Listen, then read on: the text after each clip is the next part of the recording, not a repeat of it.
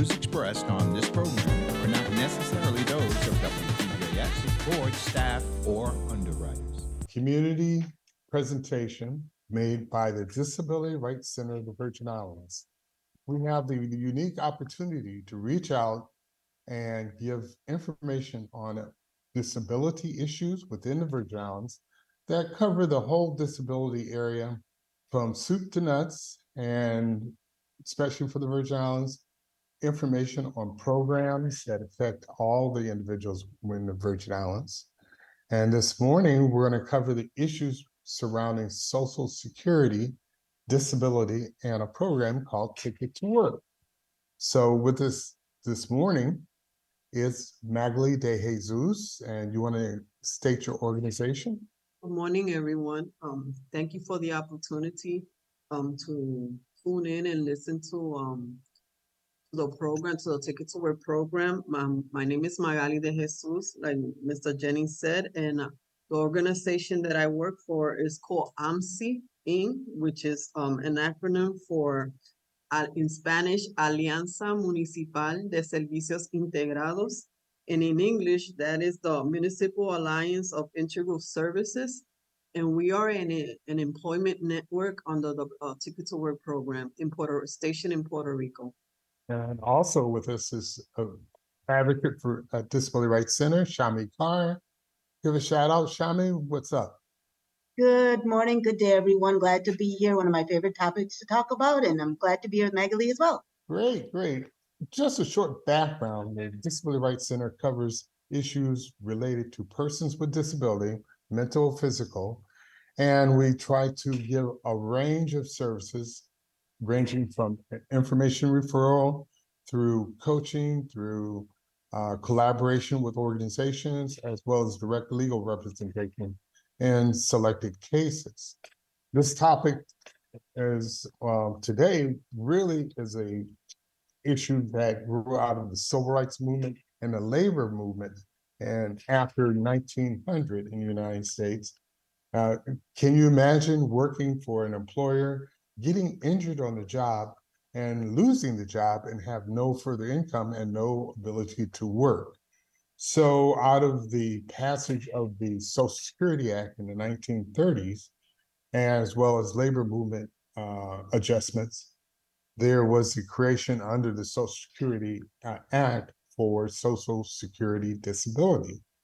Part of that act was in place on a federal level. On the local level, you have workers' compensation programs that covers every state and territory. But with Social Security disability being a federal program, it usually took much longer for a person to become certified and to receive funds under the Social Security program, under Social Security disability. So with that program grew the issue of persons who got Social Security disability being able to work and receive Social Security at the same time. And is any other, Shammi, just to pitch in, is there any other avenues that you saw how Social Security disability plays within a community, especially in the Virgin Islands? Well, in terms of SSDI, again, Social Security Disability Insurance, one of the things that Magali and I talk a lot about is kind of the cultural aspect of it. Sometimes we don't think about culture and Social Security, but it's either one, they don't want to be labeled and then get into, getting SSDI. There's the kind of the front of it, but the back of it, especially with Ticket to Work, is that the fear of losing their benefits. And so that's not maybe just a Caribbean thing. There are people in the States who also, as Magali would say, hold on to dear life for these benefits.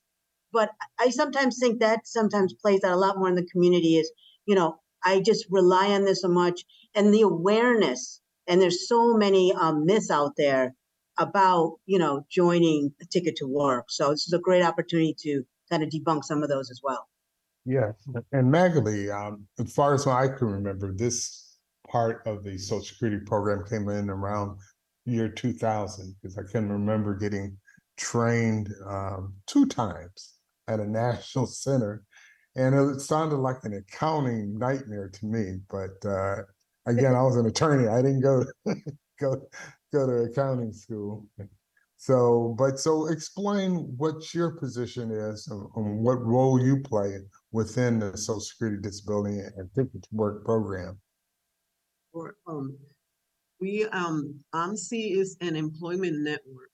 In the Ticket to Work program, there are different components or different agencies that work together to provide the beneficiaries all the services they need in order to be successful in their occupational goals. And as a network, what we do is we help them out with everything that has to do with a resume, interview techniques. We help them out with applications, with job leads. We follow up on them once they are placed in jobs. And what we do is encourage them to give themselves an opportunity to actually go back to the workforce and see if they are able, even though they have this condition or this disability, to give themselves an opportunity to see if they can go back to work. So our position is to help them. It's like guide them in this opportunity, in this path of becoming self-sufficient eventually, because most of them feel that once they have the benefits, that they cannot work, that they cannot go back to work, and then a lot of them end up depressed because they're not being productive, they're in their house, they're not doing anything. Inflation keeps going up, the money they receive from the benefits is not enough. So they feel like now I'm stuck, I'm afraid to lose my benefit, I have my condition, it's getting worse, and what I do now about income. So this program, the Ticket to Work program, gives them the opportunity to give the to see if they can go back to work, to give them the opportunity to make additional income, and they don't have to worry about losing their benefits like instantly, immediately, because it's going to be a process, right? Until they feel that they can be self-sufficient, or if they decide that this is not what they thought it was, well, they gave themselves the opportunity and they're going to continue to receive their benefits and not worry about being penalized or anything like that. Is that called the test work period or the work test period? Absolutely. The Ticket to Work program has 3 stages. And the first stage is the trial work period. Social Security Administration give the beneficiaries 5 years so they could try out 9 months of substantial work. So what happens during that first stage is that they have the opportunity to try out what's called the trial work period, to try out different job offers to see what they can do now from this moment forward. And they could make as much income as they can. They could work as many hours as they can. They could explore different fields because they do have a disability, and they're gonna continue. Social Security guarantees that they're gonna continue to receive their benefits during this trial work period. And it's a great opportunity to get your feet wet, to see what is it that you can do from this moment forward. Because I do have a disability. Maybe I cannot do what I used to do, but maybe I could try something new. I could get new skills. I could get explore a new field and see if I could start making an income from this moment forth. So eventually I can become self-sufficient. Then what's your next stage that the employee goes through? So once that first stage is over, one of the things that we do as an employment agency, an employment network, what we do is we ask them the question, do they want to continue to work, or do they want to, or are they want to just stay on their benefits? If they decide that they want to continue to work, so the second stage is the extended period of eligibility, which is 3 years or 36 consecutive months. And in this stage, comes into play what the Ticket to Work program calls SGA. SGA is substantial gainful activity, and that has an economic marker that this year until December 31st is $1,470 a monthly. And what that economic marker means is that if a beneficiary is working and he's making more than $1,470 a month, they could sustain themselves without the support of the Social Security disability insurance. And they could put their benefits in suspension and start becoming self-sufficient. But if they cannot, if they make less than that amount of money, they could make this additional income, and they're gonna continue to receive their income, their benefit, their Social Security benefit, disability insurance, because what the SGA means is that if it's $1,470 and above, they could sustain themselves, but if it's below, they cannot sustain themselves.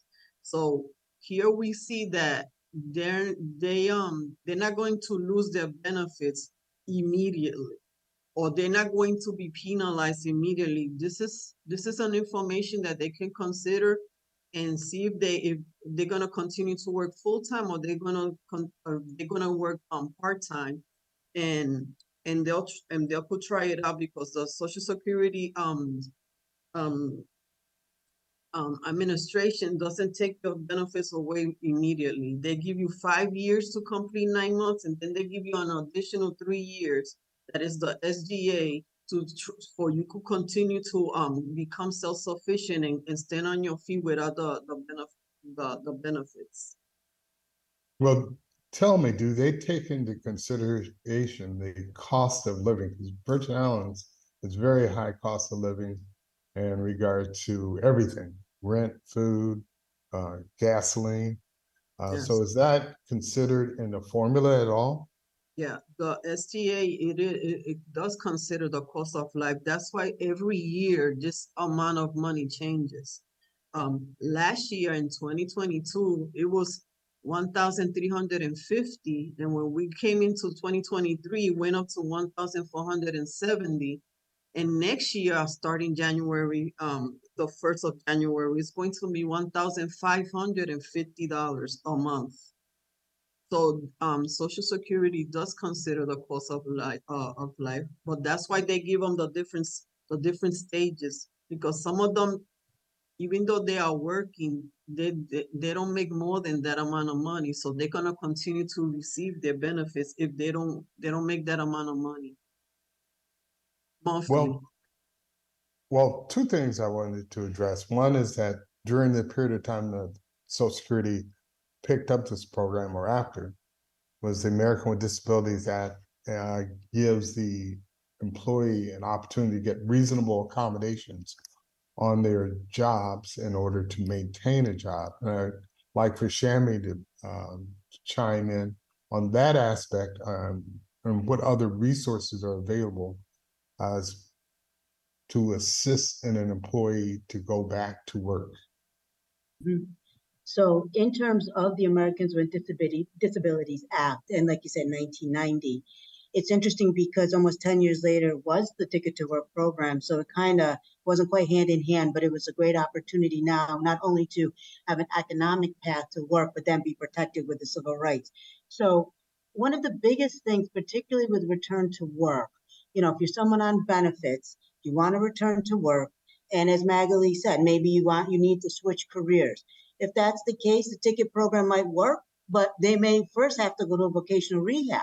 If they need to do that, they can always go back to a program like Magali, because if you're returning to work with a different disability or compounded disability, more than likely you're going to have to do your job a little bit differently. And that can include all different forms of reasonable accommodation. We could do a whole show just on different types of reasonable accommodation. But the point is that is a right that they have. But it's also a responsibility, because as you return to work, you have to be able to provide documentation of disability to your employer to be able to then leverage the reasonable accommodation. So it's a right and a responsibility. The ticket program is great because it can support you as you navigate this. And if Magali's program or any ticket program, some have people who have ADA backgrounds and some don't. And the ones that don't partner with people like us. And so we're able to, help a client in a holistic fashion, whether it's the Ticket to Work program or civil rights with ADA. And what assistance the employment network pitch in around this area? So what the employment network, how we assist is everything that has to do with the beneficiaries' occupational goals. Because different agencies are responsible for different support. So the way we support the beneficiary, we start by interviewing them. And when we interview them, what we wanna point out is, what are your skills? What are your experiences? What is the disability that you have right now? What are you able to do from this moment forward? And we help them with their resume. We help them with interview techniques. We also assist them identifying job offers that they can do from this moment forward. And then we also support them once they are placed with the different stages, like we were just talking about. When with a trial work period, we let them know that how they're that they have 9 months to generate as much income as they want, and they're gonna continue to receive their benefits. That what's gonna happen in the second stage for them. So this is how the way we support them is by giving them the information that they need in order for they to make informed decisions. Because the one who makes the decision on how they're going to move forward is going to be the beneficiaries. What we do is we support them. We're there by their side, giving them the information that they need in order for they could continue down this path. Okay, so your employment network is one team member. Shammi from Disability Rights, you also inform the employee of their rights.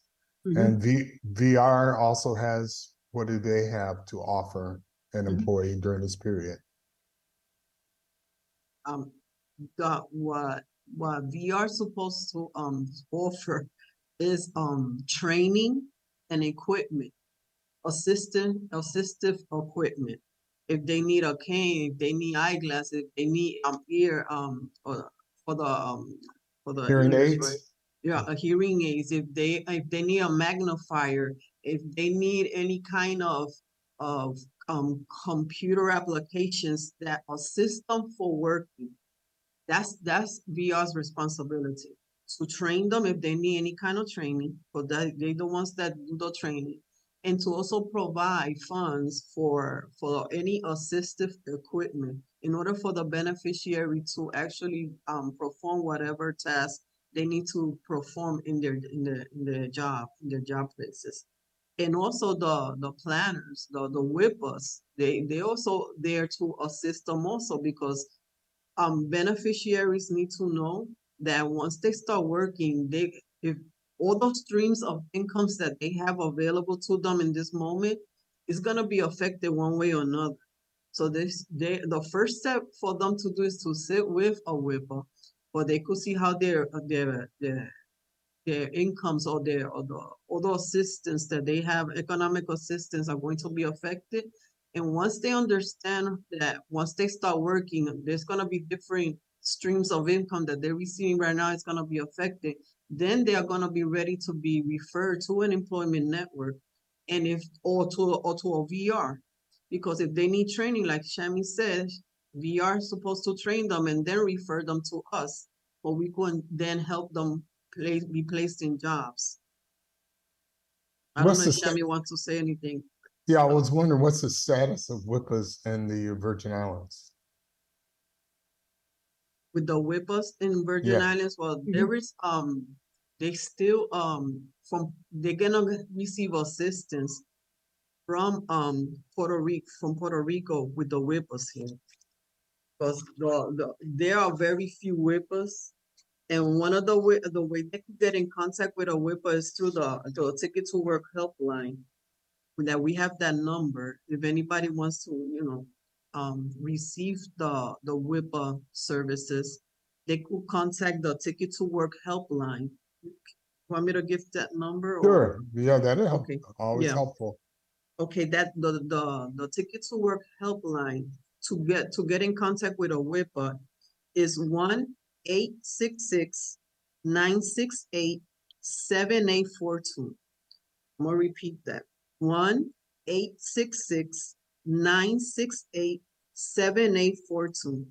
And what the beneficiary does, they call this helpline, they're going to fill out like a profile, and then they're going to be referred to one of the WIPAs. And the Virgin Islands are going to be referred to one of the WIPAs that are stationed here in Puerto Rico, where they could receive that service. And how about your services? You want to give out your contact information? Sure. Our telephone number is 787-744-5329.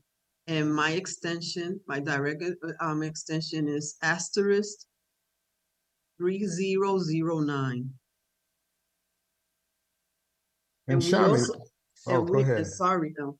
We also have a new Virgin Islands line, which is 340-203-2676. That's our new telephone number. 340-203-2676. You can in contact with us there from Monday through Friday from 8:30 to 5. One of the other team members I thought was also available and should be in the Virgin Islands is an occupational therapist or occupational practitioner, which could help a person match their disability with available jobs. Is that still something available here? First, I'll toss that out to Shammi as to what her information is. Yeah, I mean, when we think of employment services with a heavy vocational kind of either aptitude or different types of assessment, we tend to think mostly of vocational rehab. And whether that's the one that we were talking about, or if you're a veteran and you're going through the VA system, they also have vocational rehab counselors. So those are the ones who are really getting very knee deep in terms of what are the essential functions of a job. Would you need accommodations? Those types of things that not necessarily like Magali would do a ticket to work. It's not something we would do as an ADA advocate, but that level of assessment. They also have, similar to what Magali was talking about with trial work, they do also have trial work. So if you have someone who has never worked before or acquired a disability, those types of vocational specialists, they should be working with them first so they can figure out really knee deep what's going to be the best way that they can work. And just on the DCVR side, what do we have on our website that would help someone get a listing of the services? Sure. So if you go to DRCVI.org, under our resources and general resources, there is a litany of different documents there. All of them very helpful. Specifically for today's topic, we have two of them that I want to mention. One is that we have an employment and disability directory, and certainly Magali's in that as well, her program. We also have on there for folks who are looking to explore careers or not sure where to start with a career. We have a brochure called ONET, and ONET is a career exploration site funded by U.S. Department of Labor that we use quite a bit, whether it's young people or adults, to explore careers. And then also our brochure has it in the context of disability. So it's really a very specific, and that's on our website, and it's also in Spanish. And what do we have to link up an employee with job accommodations? Is that on our website, or we just have to give out the information for Job Accommodation Network? Mm-hmm. Well, in terms of the resource directory, we do have them in there. Also, the Northeast ADA Center out of Cornell University, they're also ADA experts. And so those are specific links, in terms of, I believe, going to the website, but that is something we could certainly add, but it is in our employment and directory. As far as the services to be provided, are there trainings going on with regard first through Magali, then Shammi, that we can let the public know at the present time? Well, right now, since we don't really, as an employment network, we don't really do, trainings like that. What we usually do is orientations. We orientate, a beneficiary about the Ticket to Work program and what we can offer them as an employment network. And, if they need any kind of training, what we do is refer them to vocational rehabilitation or VR. That's where all the training goes on. So we sometimes we join with DCR with Shammi Carr to when she does her trainings. So we could have the opportunity to give beneficiaries the orientation of what that they have the Ticket to Work program available to them. So right now, we don't have training, but we do have orientations, and those orientations are ongoing. Every day we orientate. Once they call our offices, we are available for them. We could give them the orientation they need, and if they want to assign their tickets to our employment network, then that could be done by phone or in person. Right now, we haven't been traveling to the Virgin Islands, but we are going to be starting pretty soon. But we could do the process of assignment by phone. Okay. Once again, let's give out DRCVI's number. That's going to be 772-1200. Shammi, thank you for pointing out what's on the website. And Thank you. Magali, thank you for all the information that you've given regarding Ticket to Work. And remember, this is an actual ticket a person may receive when they get Social Security disability. So again, thank you. That's it for Ability Radio. So remember, be kind, you benevolent beings out there to each other, and let's do our best for each other. Take care. Thank you. You too. The views expressed on this program are not necessarily those of WTJX, its board, staff, or underwriters.